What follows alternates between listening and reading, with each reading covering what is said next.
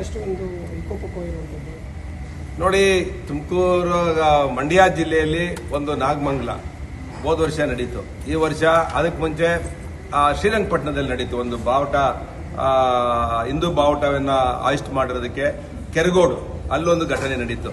ಇದು ಮೂರನೇ ಘಟನೆ ಮದ್ದೂರಲ್ಲಿ. ಇದು ನಿರಂತರವಾಗಿ ಮಂಡ್ಯ ಜಿಲ್ಲೆಯಲ್ಲಿ ಕರ್ನಾಟಕದಾದ್ಯಂತ ನಿರಂತರವಾಗಿ ಮುಸಲ್ಮಾನರನ್ನ ಓಲೈಸುವಂತ ಕೆಲಸವನ್ನ ಕಾಂಗ್ರೆಸ್ ಸರ್ಕಾರ ಮಾಡ್ತಿದೆ. ಇವತ್ತು ನಿನ್ನೆ ಟಿವಿ ಮಾಧ್ಯಮದಲ್ಲಿ ಮುಸಲ್ಮಾನರ ಒಬ್ಬ ಆ ಮಸೀದಿಯ ಯಾರೋ ಮುಖ್ಯಸ್ಥ ಇದ್ದಾನಲ್ಲ, ಆತನೇ ಹೇಳಿದರೆ ನಮ್ಮಿಂದ ತಪ್ಪಾಗಿದೆ ಅಂತೇಳಿ. ಆತನೇ ಹೇಳಿದ್ಮೇಲೆ ಸಿದ್ದರಾಮಯ್ಯನವರು ಪದೇ ಪದೇ ಬಿಜೆಪಿಯವರು ಇದನ್ನೆಲ್ಲ ಸೃಷ್ಟಿ ಮಾಡ್ತಾರೆ ಅಂತ ಹೇಳ್ತಾ ಇದ್ದಾರೆ. ನಾನು ಈ ಸಂದರ್ಭದಲ್ಲಿ ಮಾನ್ಯ ಮುಖ್ಯಮಂತ್ರಿಗಳಿಗೆ ಹೇಳೋದಿಷ್ಟೇ, ಇವತ್ತು ಸಂಗಮೇಶ್ವರ್ ಅವರು ಹೋಗ್ಬಿಟ್ಟು ನಾನು ಈ ಜನ್ಮದ ನೆಕ್ಸ್ಟ್ ಜನ್ಮ ಇದ್ರೆ ಮುಸಲ್ಮಾನರಾಗ್ತೀನಿ ಅಂತ ಹೇಳ್ತಿದ್ದಾರೆ. ಇನ್ನೊಂದು ಚಾಮುಂಡಿ ಬೆಟ್ಟದಲ್ಲಿ ಇವತ್ತು ಚಾಮುಂಡಿ ನಾವು ಕನ್ನಡ ನಾಡದೇವತೆಯ ಹಬ್ಬವನ್ನ ದಸರಾ ಸಂದರ್ಭದಲ್ಲಿ ಚಾಮುಂಡೇಶ್ವರಿಯ ಒಂದು ದಸರಾ ಆಚರಣೆಯನ್ನ ವಿಜೃಂಭಣೆಯಿಂದ ಮಾಡುವಂತ ಕಾರ್ಯಕ್ರಮಕ್ಕೆ ಬಾನು ಮುಸ್ತಾಕ್ ಅವ್ರನ್ನ ಕರೆಸುವಂತದ್ದು ಯಾಕೆ ಬೇಕಿತ್ತು?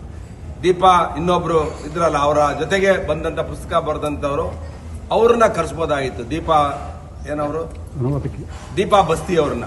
ಆದರೆ ಸಿದ್ದರಾಮಯ್ಯನವರು ಇಂಟೆನ್ಷನ್ ಆಗಿ ಪದೇ ಪದೇ ಜನರ ಭಾವನೆಗಳಿಗೆ ಧಕ್ಕೆ ಬರುವಂತ, ಹಿಂದೂಗಳ ಭಾವನೆಗಳಿಗೆ ಧಕ್ಕೆ ಬರುವಂತ ಕೆಲಸವನ್ನ ನಿರಂತರವಾಗಿ ಮಾಡ್ತಿದ್ದಾರೆ.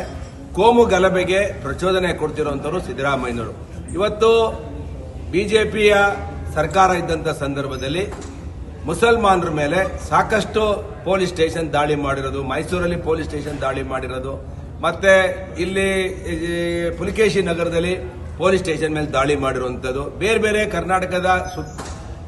ಕರ್ನಾಟಕದಾದ್ಯಂತ ಬೇರೆ ಬೇರೆ ಪೊಲೀಸ್ ಸ್ಟೇಷನ್ಗಳ ಮೇಲೆ ಪೊಲೀಸರ ಮೇಲೆ ದಾಳಿ ಮಾಡಿರುವಂತ ಪ್ರಕರಣಗಳನ್ನ, ನೂರಾರು ಪ್ರಕರಣಗಳನ್ನ ಕ್ಯಾಬಿನೆಟ್ ಅಲ್ಲಿ ಇಟ್ಟು ಅವರನ್ನೆಲ್ಲ ವಿಡ್ರಾ ಮಾಡಿದ್ದಾರೆ.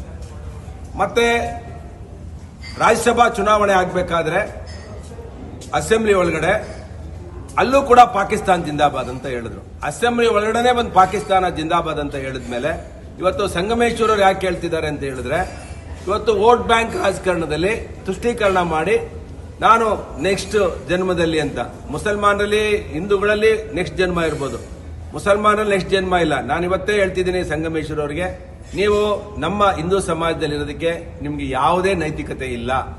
ಈ ಕೂಡಲೇ ನೀವು ಮುಸಲ್ಮಾನರನ್ನ ತಗೊಳ್ಳಿ, ನಿಮ್ಮ ಕುಟುಂಬದವ್ರನ್ನು ಸೇರಿಸಿ ರಾಜೀನಾಮೆ ಕೊಟ್ಟು ಮುಸಲ್ಮಾನರಾಗಿ ಚುನಾವಣೆ ನಿಲ್ಲಿ, ಭದ್ರಾವತಿಯಲ್ಲಿ ತಾಕತ್ತಿದ್ರೆ ಗೆಲ್ಲಿ. ಎಲ್ರಿವರೆಗೂ ಈ ಕಾಂಗ್ರೆಸ್ನವರು, ಈ ಸಿದ್ದರಾಮಯ್ಯನವರು ಚಾಮುಂಡಿ ಬೆಟ್ಟದಲ್ಲೂ ರಾಜಕಾರಣ ಮಾಡ್ತಾರೆ. ಕಾಂಗ್ರೆಸ್ ಶಾಸಕರು ಎಲ್ಲ ಮಸೀದಿಗಳಿಗೋಗಿ ಮುಸಲ್ಮಾನರನ್ನ ತುಷ್ಟೀಕರಣ ಮಾಡೋದ್ರಿಂದನೇ ಇವತ್ತು ಪಾಕಿಸ್ತಾನ ಪರ ಘೋಷಣೆಗಳನ್ನ ಕರ್ನಾಟಕದಾದ್ಯಂತ ದಂಗೆ ಹೇಳುವಂತ ಕೆಲಸವನ್ನ ಸಿದ್ದರಾಮಯ್ಯನ ಸರ್ಕಾರ ಇವತ್ತು ಮಾಡ್ತಿದೆ.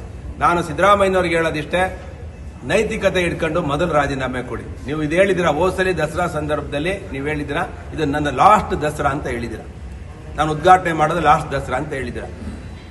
ಹೋಗೋ ಕಡೆ ಸಲ ಕೆಟ್ಟ ಹೆಸರು ತಗೋಬೇಡ್ರಿ. ನಿಮ್ಗೆ ಯಾವ ನೈತಿಕತೆನೂ ಇಲ್ಲ. ಕರ್ನಾಟಕದಲ್ಲಿ ಜನ ನಿಮ್ಮನ್ನ ತಾತ್ಸಾರ ಮಾಡಿ ರಿಜೆಕ್ಟ್ ಮಾಡಿ ಹಾಕ್ಬಿಟ್ಟಿದ್ದಾರೆ. ಇವತ್ತು ಚುನಾವಣೆಗೆ ಹೋದ್ರೆ ನಿಮ್ಗೆ ಗೊತ್ತಾಗುತ್ತೆ. 2028 ಚುನಾವಣೆಗೆ ಭಾರತೀಯ ಜನತಾ ಪಕ್ಷ ಮತ್ತೆ JDS 150 ಸ್ಥಾನಗಳನ್ನ ಕರ್ನಾಟಕದಲ್ಲಿ ಗೆಲ್ತಾರೆ. ಭೇಟಿ ಒಂದು ನನ್ನ ಕಾನ್ಸ್ಟಿಟ್ಯೂನ್ಸಿಲಿ ಸ್ವಲ್ಪ ಕೆರೆಗಳನ್ನು ಅಭಿವೃದ್ಧಿ ಮಾಡುವಂಥದ್ದು ಕಾಮಗಾರಿಗಳು ಸ್ಟೇಟ್ ಗೌರ್ಮೆಂಟ್ ರೆಕಮೆಂಡ್ ಆಗಿ ಬಂದಿತ್ತು.